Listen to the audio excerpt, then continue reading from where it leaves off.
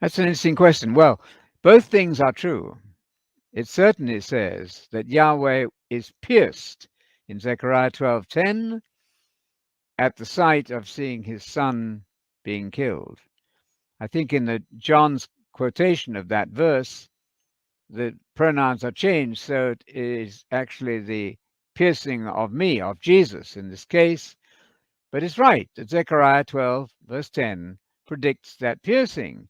Well, I don't find that so difficult. God had made a plan that he would have the suffering servant die for the sins of the world. That's his overarching plan. We know that from Isaiah 53.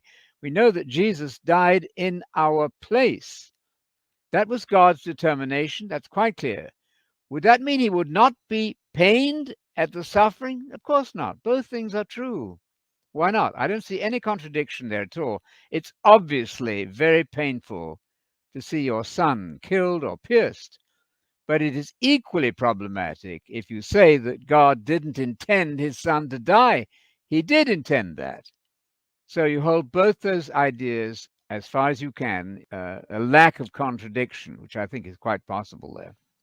Yeah, like I believe it's Peter Mm. in the day of Pentecost, Hmm. as you see there, Acts 2, he's talking about this Jesus of Nazareth, a Good, man yes. certified or appointed by God by Yes. miracles, wonders, signs which God did among you through him, Yes. as you yourselves know. Mhm. And then verse 23, he was delivered up by God's set plan Good. and foreknowledge. Yes. So this is all part of the plan.